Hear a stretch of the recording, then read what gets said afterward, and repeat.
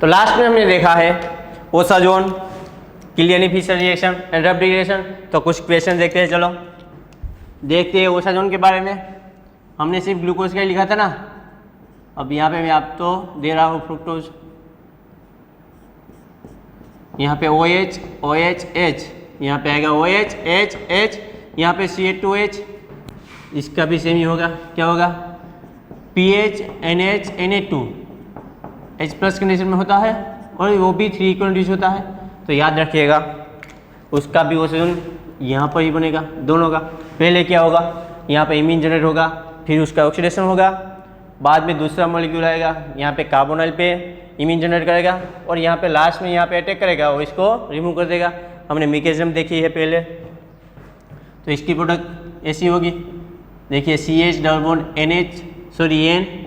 NH PH और यहाँ पे C double bond NH PH और यहाँ पे ये वैसे ही रहेंगे CH2OH OH OH H OH H and H।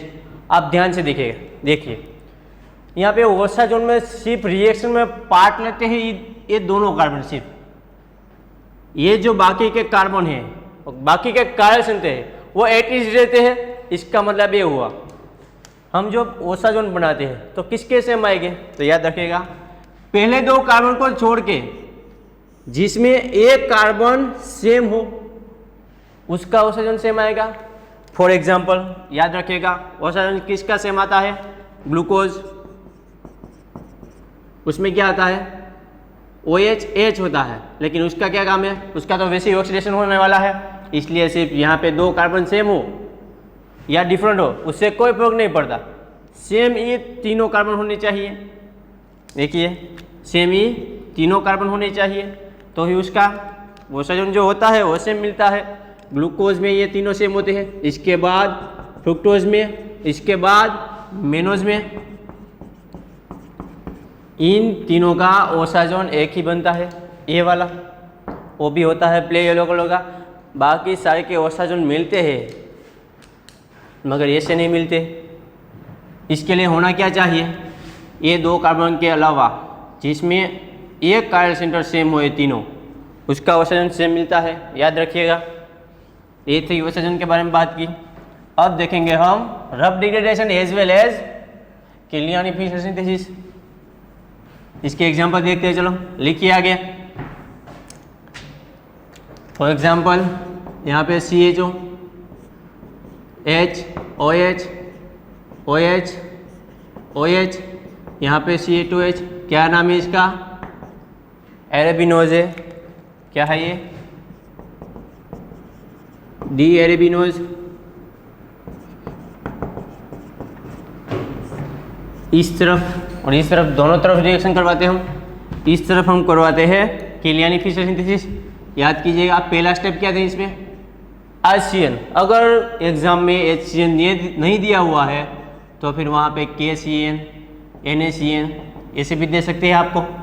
Second step क्या था, साइनाइड बनाया, उसका हाइड्रोलिसिस करेंगे और इमीन में कन्वर्ट करेंगे, उसके लिए हमें यूज़ किया था H2OH पैरेडियम BaSO4 and third step होगा हाइड्रोलिसिस HCO+, या फिर ऐसे दे सकते हैं आपको H प्लस H2O। इस तरफ आइए तो हम रब डिग्रेडेशन के बारे में बात करते हैं। चलो यहाँ पे लिखिए, पहला था Br2H2, याद करिए इसमें रिमूव करना है तो पहले हम एसिड में कन्वर्ट करेंगे, बाद में वहाँ से CO2 लीव कर देंगे।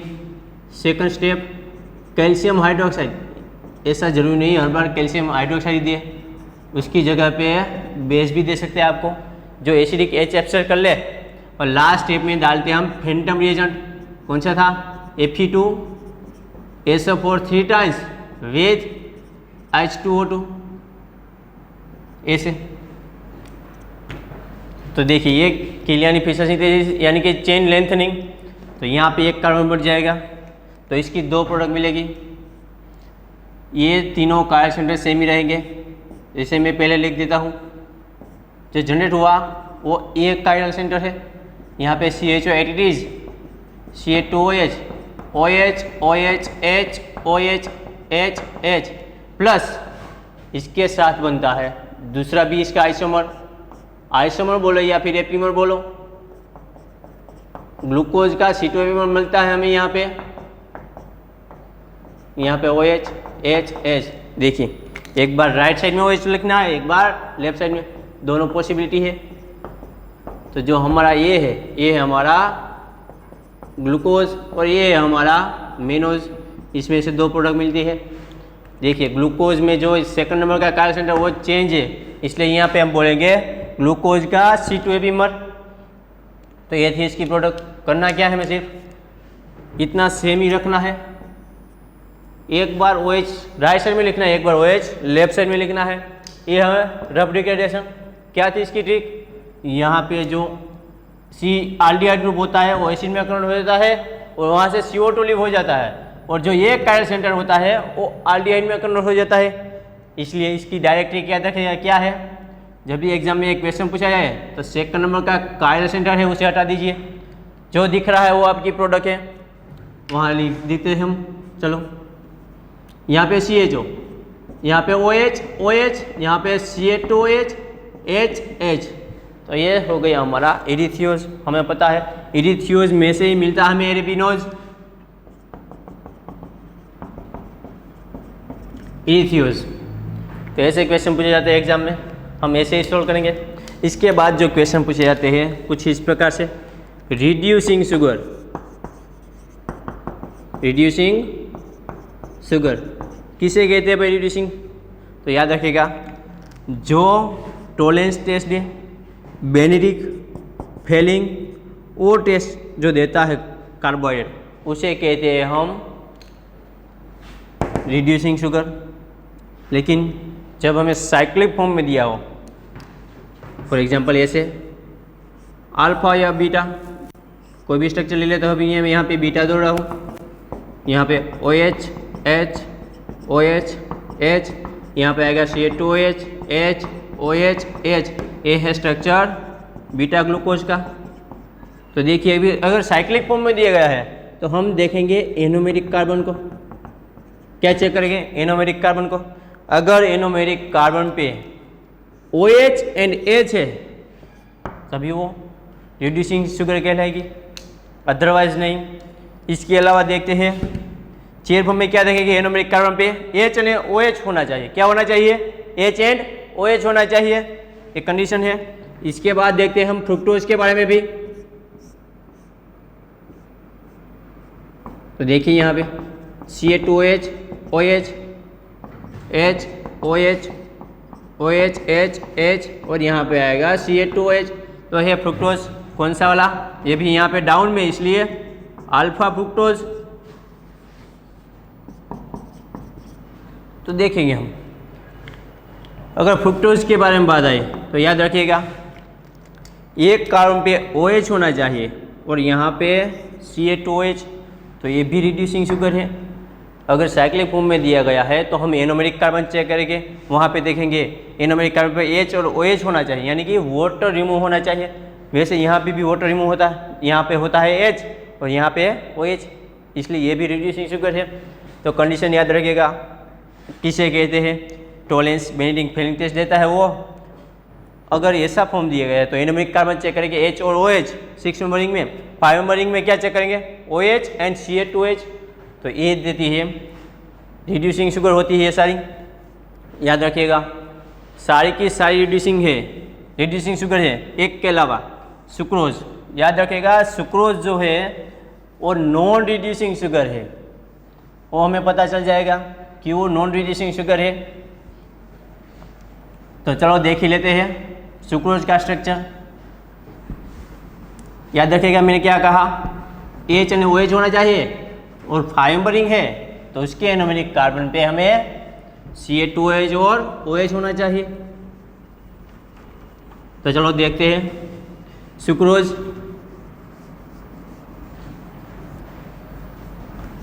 लगा दीजिए हेडिंग सुक्रोज।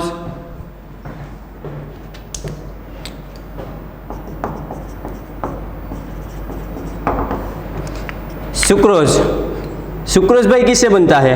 तो याद रखिएगा जो सुक्रोज होता है वो किससे फॉर्म होता है? Alpha glucose and beta fructose. It is a mixture of alpha glucose plus beta fructose. इससे बनता है हमारा सुक्रोज. हमें पता है अगर हम सुक्रोज की ऑप्टिकल एक्टिविटी चेक करेंगे, यानी कि ऑप्टिकल रोटेशन चेक करेंगे, तो उसका आता है 66.5, यानी कि पॉजिटिव में आता है.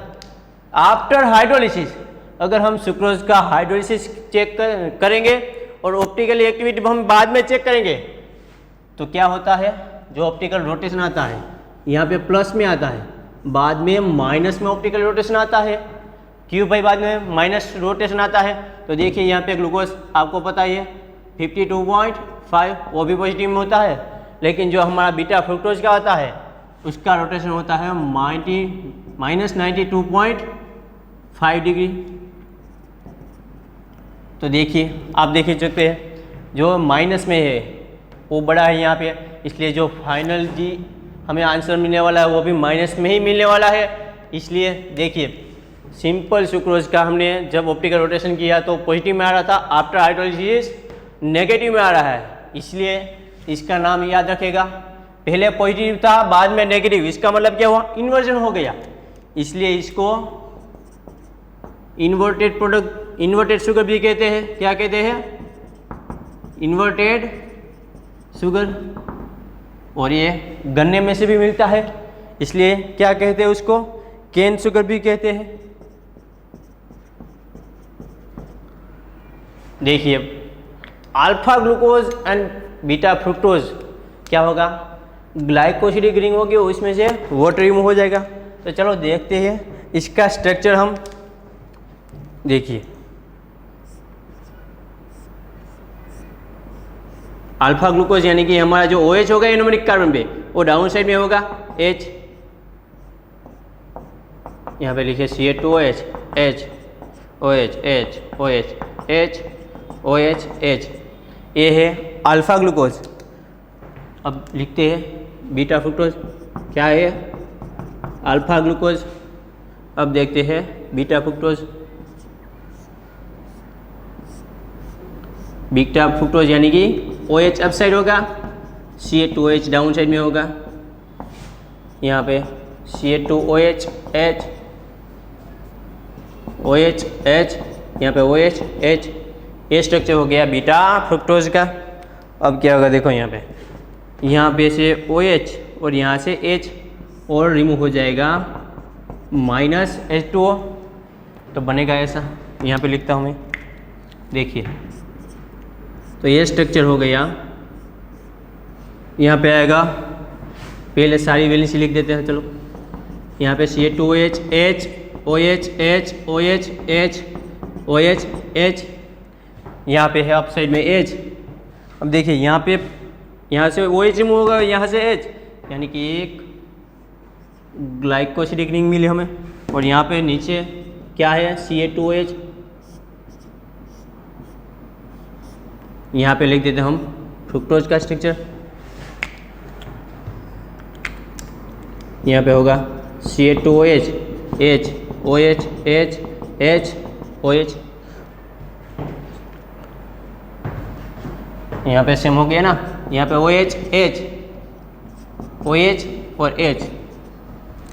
तो देखिए ये है स्ट्रक्चर सुक्रोज का. मैंने थोड़ी देर पहले ही कंडीशन बताई थी रिड्यूसिंग शुगर के लिए. ये एनोमेरिक कार्बन है. देखिए यहाँ पे H तो है मगर यहाँ पे OH नहीं है. चलो यहाँ पे नहीं है तो कोई बात नहीं. यहाँ पे देखते हैं इस एनोमेरिक कार्बन पे देखिए CH2OH तो है लेकिन यहाँ पे OH नहीं है.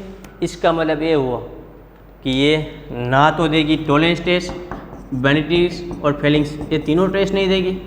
इसलिए ये है नॉन रिड्यूसिंग शुगर.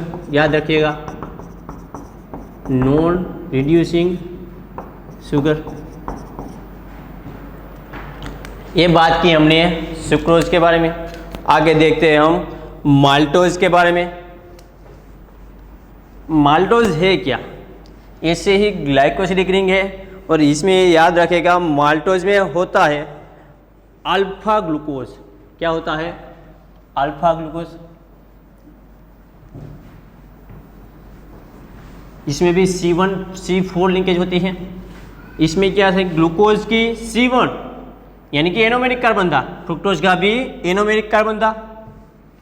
यहाँ पे दो अलग है, ग्लूकोज एंड फ्रुक्टोज से मिला है, लेकिन अब जो हम देखने वाले हैं वो ग्लूकोज से ही बना है। तो लिखिए माल्टोज। माल्टोज किससे बनता है, तो याद रखिएगा अल्फा ग्लूकोज। दो अल्फा ग्लूकोज के मॉलिक्यूल अटैच होते हैं, देखिए कुछ इस तरह से। यहाँ पे OH H, ये हमारा anomeric carbon, C2H H H OH, यहाँ पे आएगा H OH H OH। वैसा ही दूसरा मॉलिक्यूल अल्फा ग्लूकोज का, यहाँ पर जो माल्टोज है, लैक्टोज है, सुक्रोज है, वो सारी डाई सेकेराइड में आती है। क्यों, क्योंकि after hydrolysis we get 2 monosaccharide. इसका मतलब ये हुआ कि ये डाई शर्करा है।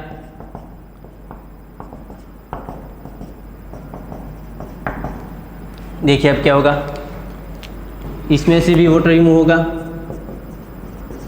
कैसे, एक तरफ से OH और एक तरफ से H जाएगा और वाटर रिमूव हो जाएगा और बनेगा ऐसा।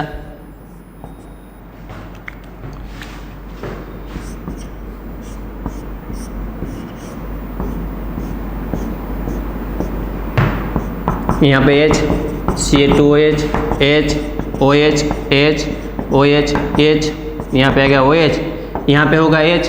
अब देखिए यहाँ से वाटर तो रिमूव हो गया, यानी कि यहाँ पे सामने होगा दूसरा मॉलिक्यूल हमारा जो है अल्फा ग्लूकोज का। देखिए यहाँ पे ये तो वैसे रहेगा H OH, अल्फा यानी कि डाउन साइड में रहने वाला है। OH H H OH OH H H CH2H। देखिए ऐसा था। अब क्या होगा, यहाँ से OH जाएगा और यहाँ से H, तो मैं ऐसे लिख देता हूँ।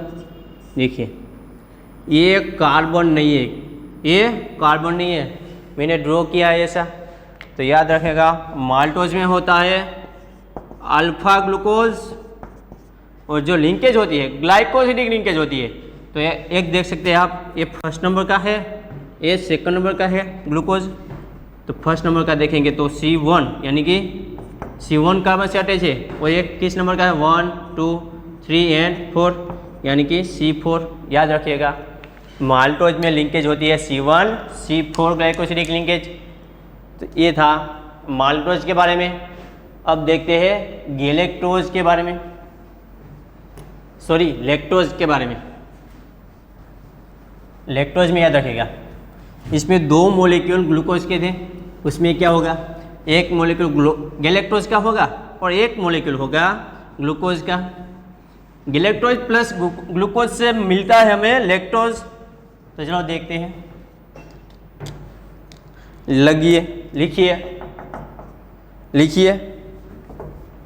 लिखिए लैक्टोज। तो याद रखेगा इसमें होता है beta galactose plus beta glucose. याद रखेगा वो मैं आपको कह रहा हूँ, इसका एनोमेरिक कार्बन के जो गैलेक्टोज का होता है वो एनोमेरिक कार्बन यूज होता है, और यहाँ पे C4 यानी कि इसमें भी C1 C4 ही लिंकेज होती है। तो चलो स्ट्रक्चर ड्रॉ करते हैं। गैलेक्टोज है क्या, एपीमर ऑफ ग्लूकोज, लेकिन कौन सा है, याद कीजिए ट्रिक, मैगी यानी कि C4 एपीमर है।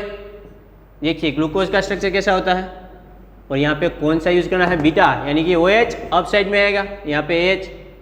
देखिए अब OH H, यहाँ पे H OH, यहाँ पे OH H, यहाँ पे H CH2H।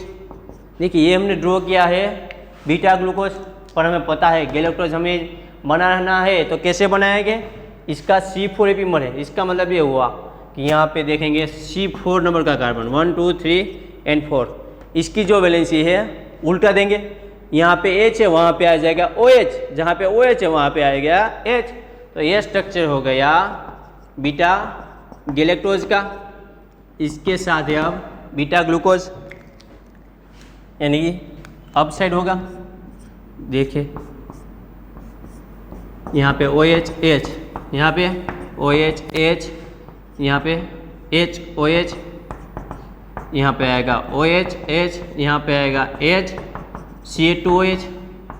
तो देखिए इसका 1 नंबर का कार्बन और इसका 4 नंबर का कार्बन, याद रखिएगा C1 C4 लिंकेज होती है beta galactose and beta glucose. तो देखिए एक तरफ से जाएगा OH और एक तरफ से जाएगा H, यानी कि वाटर रिमूव हो जाएगा। सब में सिर्फ वाटर रिमूव होता है। देखिए यहाँ पे, तो ये स्ट्रक्चर हो गया लैक्टोज का।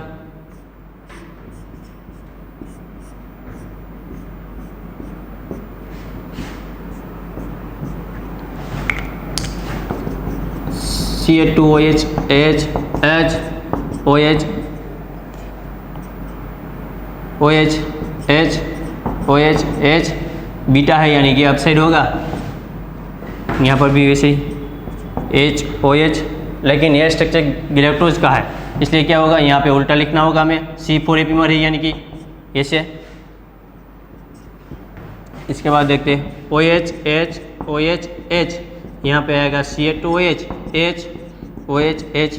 हुआ क्या, यहाँ से OH तो यहाँ पे ऑक्सीजन, इसलिए इसमें लिंकेज बनती है ऐसे N टाइप। माल्टोज में मैं देखा ऐसी लिंकेज बनती थी। ये लैक्टोज है, इसमें एसिडिक लैक्टोसिडिक लिंकेज आती है। यहाँ पे बीच में ऑक्सीजन था, यहाँ पे भी बीच में ऑक्सीजन आता है। तो ये था लैक्टोज के बारे में। आगे देखते हैं हम स्टार्च के बारे में।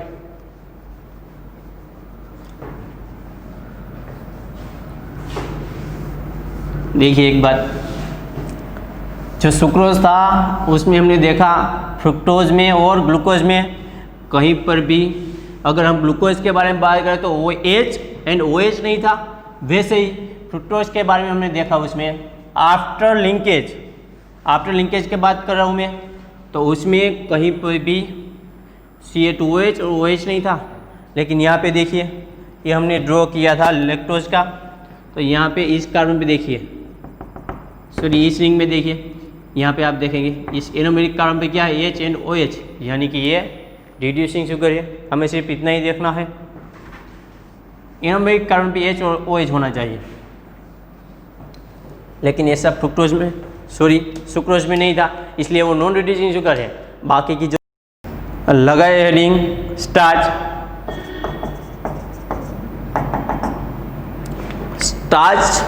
Having to form amylose and amylopectin. लिखिए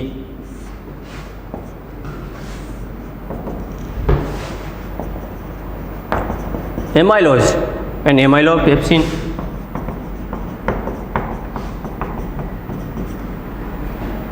इसमें डिफरेंस क्या है तो याद रखिएगा। इसकी बात करें, लिखिए यहाँ पे क्या लिखेंगे। देखिए दो टाइप के स्टार्च होते हैं, इसमें एक वाटर सोल्यूबल होता है, एक वाटर इनसोल्यूबल होता है। तो यहाँ पे लिखिए जो एमाइलोज होता है वो वाटर सोल्यूबल होता है और ये है जो वाटर इनसोल्यूबल होता है। इसके बाद हम बात करें तो ये जो स्टार्च हम इंडिकेटर यूज करते हैं, तो याद रखिएगा ये है जो आयोडीन के साथ ब्लू कलर देता है एमाइलोज, लेकिन एमाइलोपेप्सिन है वो आयोडीन के साथ ब्लू कलर नहीं देता है। इसलिए ये स्टार्च का जो ये रूप है वो एज ए इंडिकेटर यूज नहीं होता है। इसके बाद लिखिए इसमें होती है C1C4 लिंकेज, इसमें ओनली C1C4 लिंकेज होती है। और यहाँ पे लिखिए इसमें C1C4 लिंकेज और C1C6 लिंकेज भी होती है। याद रखिएगा क्या होती है, C1C6 लिंकेज भी होती है। तो आगे देखिए स्ट्रक्चर देखते हैं दोनों का। पहले बात करते हैं हम एमाइलोज के बारे में।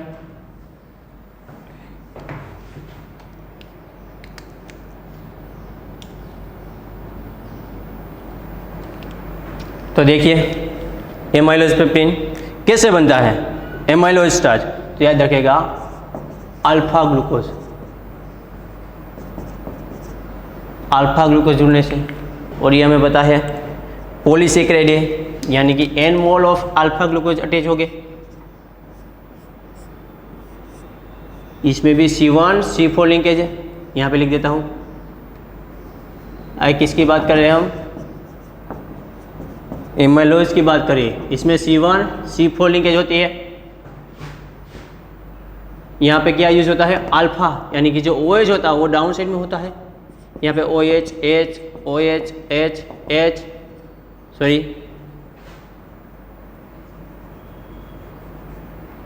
OH, यहाँ पे OH H, यहाँ पे आ गया OH H, यहाँ पे आएगा Ca2OH और यहाँ पे आएगा H। वैसे ही फिर से यहाँ पे अल्फा ग्लूकोज का मॉलिक्यूल, इसमें सारे के सारे हो गए वो अल्फा ग्लूकोज ही हो गए। तो यहाँ पे होगा Ca2H, यहाँ पे H, यहाँ पे H OH H OH H OH alpha, यानी कि यहाँ पे डाउन में H होगा। वैसे ही फिर से मॉलिक्यूल आएगा, n मॉलिक्यूल्स हो गए यहाँ पे। तो याद रखिएगा Ca2OH H H OH OH H OH H, यहाँ पे OH H, ऐसे ही चलता जाएगा। यहाँ पे लिंक होते हैं C1 C4 की, इसलिए एक तरफ से OH और एक तरफ से H, एक तरफ से OH और एक तरफ से H, ऐसे लिंकेज जुड़ जाती है। और रिमूव होता है -NH2। ये था स्ट्रक्चर ऑफ एमाइलोज का। तो बनेगा ऐसा, यहाँ पे देखिए वाटर रिमूव हो जाएगा तो ऐसी लिंकेज होगी, यहाँ पे भी, यहाँ पर भी ऐसी लिंकेज होगी। तो ये था स्ट्रक्चर एमाइलोज का। अब देखते हैं एमाइलोपेप्टिन्स का। होता तो इसमें भी अल्फा ग्लूकोज ही है, लेकिन उसमें एक लिंकेज बढ़ जाती है। ये जो हमने देखा वो लीनियर होता है, इसमें कोई भी ब्रांच नहीं होती। जब हम आगे देखने वाले हैं उसमें ब्रांच चेन होती है, इसलिए वाटर में इजीली सोल्यूबल नहीं होता है। और ये है पॉलीमरिक फेमी।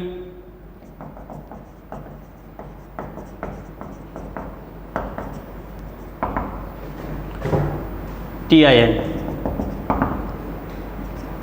देखिए, इसमें लिंकेज होती है C1 C4 एंड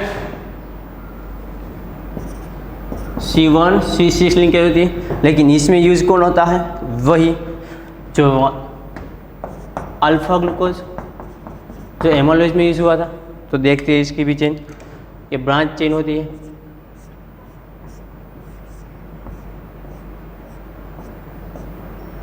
अल्फा यानी कि डाउन साइड में OH H OH H OH H, यहाँ पे आएगा Ca2OH, यहाँ पे H OH H, वैसे यहाँ पर भी आएगा।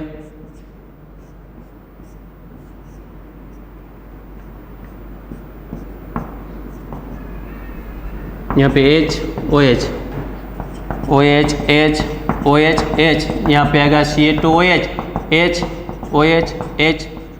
वैसे एक मॉलिक्यूल यहाँ पे भी लिख देता हूँ मैं,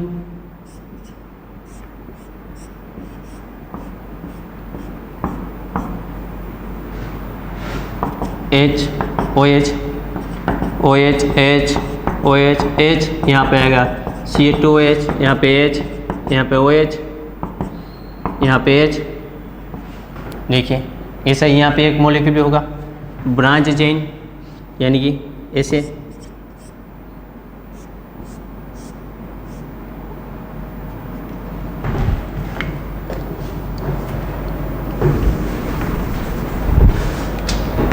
थोड़ा इस तरह लिख देता हूँ मैं।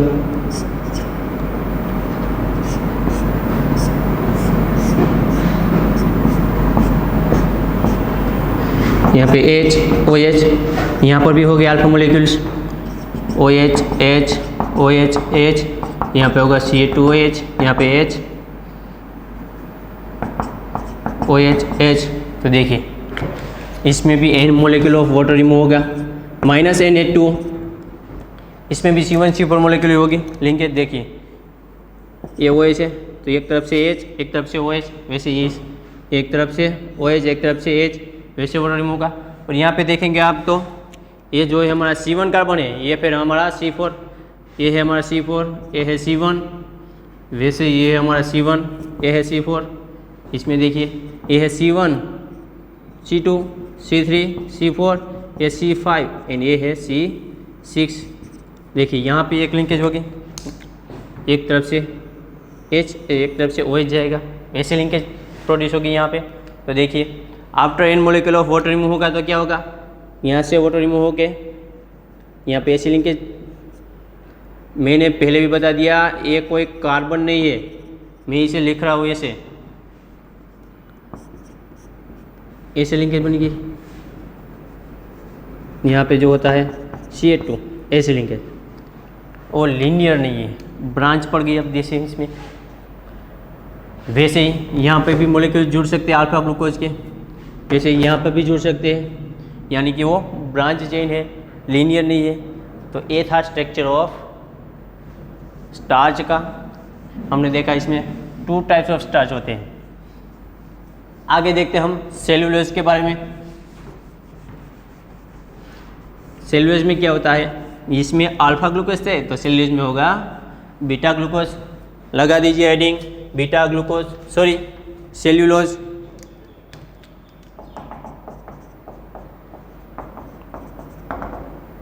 सेल्यूलोज इसमें कौन सी लिंकेज होती है, 1,4 यानी कि C1 C4 लिंकेज होती है। और इसमें जो यूज होता है वो होता है बीटा डी ग्लूकोज। क्या होता है, ग्लूकोज तो डी होता है, क्यों, क्योंकि लास्ट में जो हाईएस्ट कायरल सेंटर है वो राइट साइड होता है इसलिए। तो चलो इसकी लिंकेज देख दी, ये भी याद रखिए ये लीनियर है, ब्रांच नहीं है।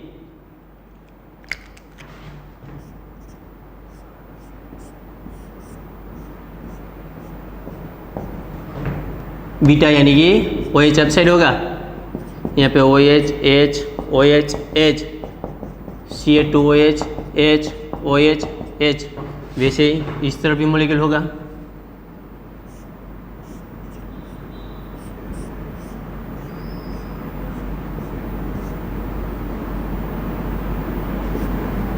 यहाँ पे H OH डायरेक्ट लिख दिया मैंने। बीटा यानी कि up side OH H OH H, यहाँ पे आएगा CH2OH, यहाँ पे OH H। वैसे एक मॉलिक्यूल और ड्रॉ कर लेते हैं यहाँ पे, तो बनेगा कुछ ऐसा।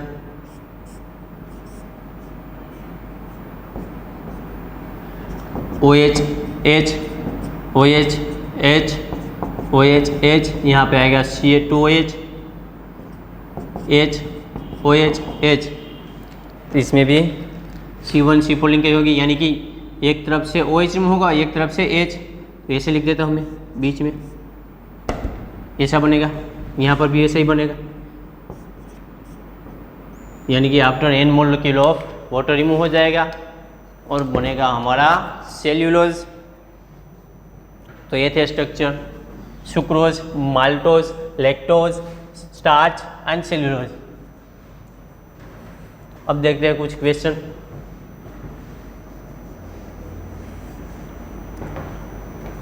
देखिए अब देखता हूँ एनोमेरिक इफेक्ट। एनोमेरिक इफेक्ट किससे कहते हैं,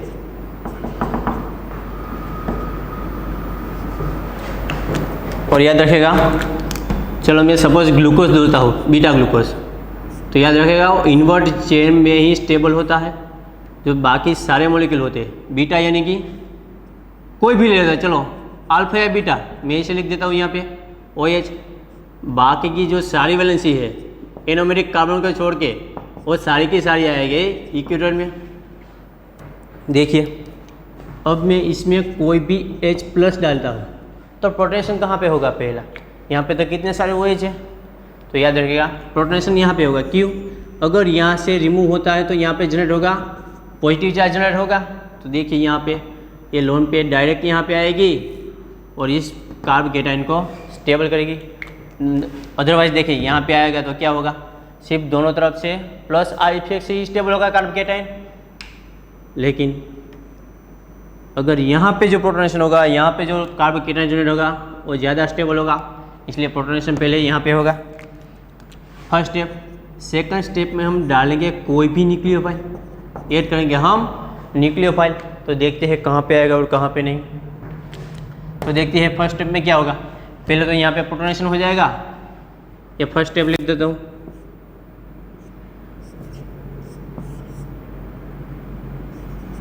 यहाँ पे बन जाएगा H2O+, यहाँ पे OH, यहाँ पे OH, यहाँ पे OH। देखो अब ये लिविंग ग्रुप बन गया है, तो क्या होगा, यहाँ पे इसके पास लोन पे, इसलिए ये यहाँ पे पुश करेंगी और ये वैसे ही पुल करता होगा, क्योंकि ऑक्सीजन पे पॉजिटिव चार्ज आता है, तो बनेगा ऐसा।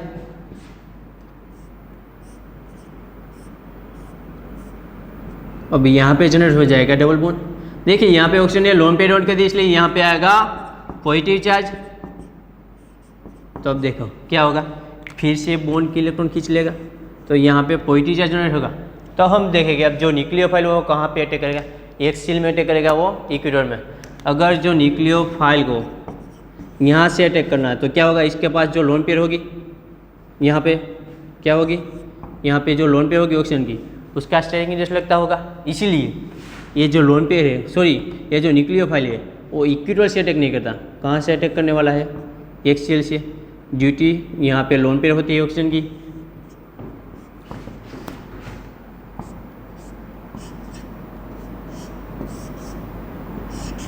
CH2OH, यहाँ पे OH, यहाँ पे OH, यहाँ पे इक्वेटर में OH। अब जो न्यूक्लियोफाइल आने वाला है वो कहाँ रहेगा, एक्सियल पोजीशन में। इसे कहते हैं एनोमेरिक इफेक्ट। क्या होता है, इसकी लोन पेयर की वजह से यहाँ पे इक्वेटोरियल में जो कोई भी न्यूक्लियोफाइल होता है वो स्टेबल नहीं रहता, इसलिए उसे कहाँ पे जाना पड़ता है, एक्सेल में रहना पड़ता है। तो देखते हैं, चलो ऐसा ही कुछ क्वेश्चन।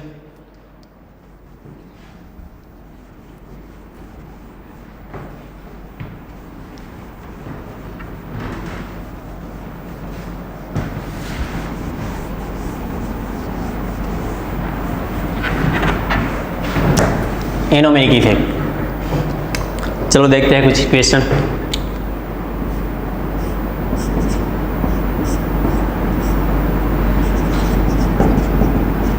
OAC, यहाँ पे भी OAC, सब जगह मैं OAC रख देता हूँ।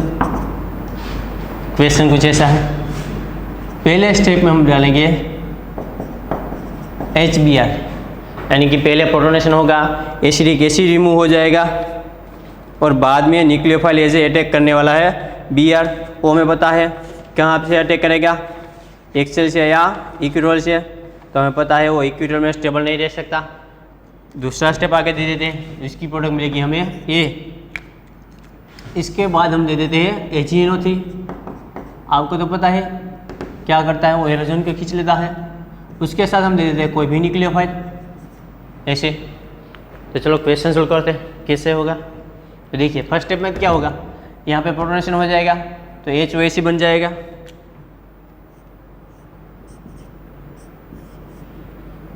यहाँ पे बन गया, यानी कि एसिडिक एसिड हो गए। यहाँ पे देखिए, यहाँ पे OAC, वो जनरेट हो गया हमारा लिविंग ग्रुप, यहाँ पर भी OAC।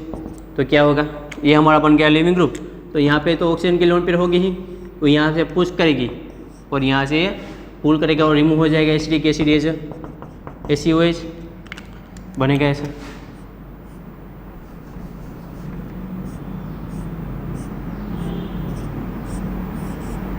यहाँ पे बन गया डबल बॉन्ड और यहाँ पे आएगा पॉजिटिव चार्ज, यहाँ पे OAC, यहाँ पर भी OAC इक्विटोरियल, बाकी वैलेंसी ATG रहेगी OAC।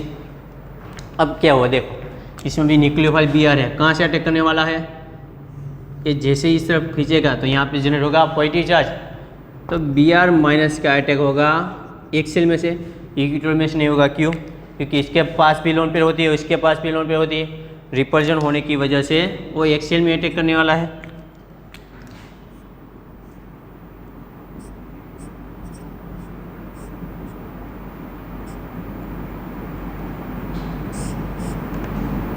यहाँ पे एक्सेल में अब Br आ जाएगा, यहाँ पे OAC, यहाँ पे OAC, यहाँ पे OAC और यहाँ पर भी OAC। देखिए ऐसे बन गए। अब हम क्या डालें इसमें, Ag+। तो देखिए अब क्या होगा, Ag+ क्या करेगा, इस बॉन्ड के इलेक्ट्रॉन खींचेगा, तो यहाँ पे कौन सा चार्ज जनरेट होगा, positive charge. As a nucleophile यहाँ पे मैं लिख देता हूँ OMe। तो वो क्या करेगा, जैसे Ag यहाँ से इलेक्ट्रॉन ब्रोमीन खींचता होगा, यहाँ पे जनरेट होगा पॉजिटिव चार्ज, लेकिन ये कहाँ पे है, HCl में, तो OMe का अटैक होगा इक्विटोरियल पोजीशन में।